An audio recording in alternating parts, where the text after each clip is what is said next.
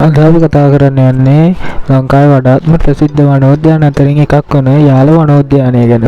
අපි බලමු අද යාල වනෝද්‍යානයේ සැඟවුණු රහස් කිහිපයක් ගැන.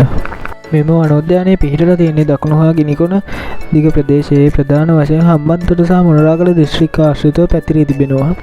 උද්‍යානයේ ස්වාභාවික පරිසරයට වනාන්තර පමණක් නොව මුහුදු වෙරළ, මිරිදිය ජලාශය, ගංගා සහ පඳුරු සහිත වියලි කලාපීය භූමි ඇතුළත් වෙලා තියෙනවා.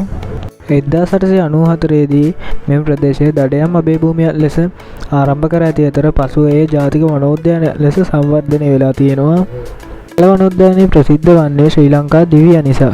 ඊට අමතරව විශාල සත්තු විවිධ මෙහි දක්නට ලැබෙන ශ්‍රී ලංකා දෙවිය, ශ්‍රී ලංකා අලියා, වල් මීහරක, මුවන්, ඌරන්, වඳුරන්, කිඹුලා, කැස් බෑවන් වැනි සත්තු මෙම යාල වනෝද්‍යානයේ දැක ගන්න පුළුවන් වෙනවා. අපි දැන් බලමු යාල වනෝද්‍යානයේ සැඟවුණු රහස් මොනවද කියලා.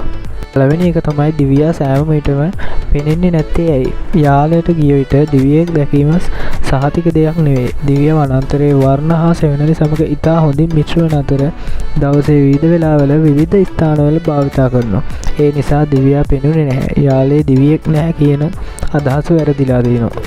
ඊළඟ එක තමයි ජලය. යාලේ ජීවිතයේ රහස්‍ය අතර වියලි කාලයේදී ජලය ඉතා වැදගත් වෙනවා. ජල මූලාශ්‍රවලවට අලි, මුවන්, වල්ලෝරන්, මීහරකුන්, පක්ෂීන් සහ වෙනත් සත්ත්ව එකතු වෙන්න පුළුවන්. ඒ නිසා ජලය පවතින ස්ථානවල යාල පරිසර පද්ධතියේ ජීවිතයේ මධ්‍යස්ථානය වගේ ක්‍රියා කරනවා. ඊළඟ එක තමයි විශේෂම දේ. වනාන්තරය අවසන් වන්නේ මුහුදෙන්. යාලේ විශේෂම ලක්ෂණයක් වන වනාන්තරය සහ වියලි භූමිය පමණක් නොව මුහුදු වෙරළේ පරිසර පද්ධතියේ වීම කොටසක් වීම.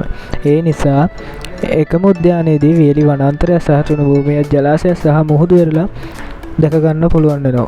ඊළඟ එක තමයි යාලේ විශාල ගල් කණු පාෂාණ. යාලේ පඳුරු සහිත භූමිය අතර විශාල පාෂාණමය පිහිටීම් දක්නට ලැබෙනවා. ඒවා භූදර්ශනයේ වෙනස්කම් ස්වරූපයක් දෙන අතර සතුන්ට සැඟව සිටීම සහ විවේක ගැනීමට සුදුසු ස්ථාන විදිහට සපයනවා. ඊළඟ එක තමයි ජලයේ නිහඬ දඩයක්කරුවෝ. යාල ජලාශ සහ ජලාශ්‍ර මාර්ගවල කිඹුලන් ජීවත් වෙනවා. ඔවුන් බොහෝ විට නිශ්චල සිටින නිසා ජලාශවල සිටින අයෙකු පහසුවෙන් නොපෙනෙන්න පුළුවන්. ඊළඟ එක තමයි යාලේ පක්ෂී ලෝකය. යාල කියන්නේ දිව්‍යයන් සහ අලි පමණක් බලන ස්ථානයක් නොවේ.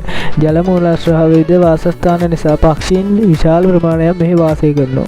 යාලේ සැබෑ රහස තමයි එක් සතෙකු නොව සම්පූර්ණ පරිසර පද්ධතිය එකිනෙක මත රඳා පැවතීමයි. ඇසී, ජලය, තුණු, ශාක හා ශාක භක්ෂක සතුන්, විලෝපිකයන් යන ආහාර දාමය හා පරිසර පද්ධතිය ක්‍රියාත්මක කරනවා.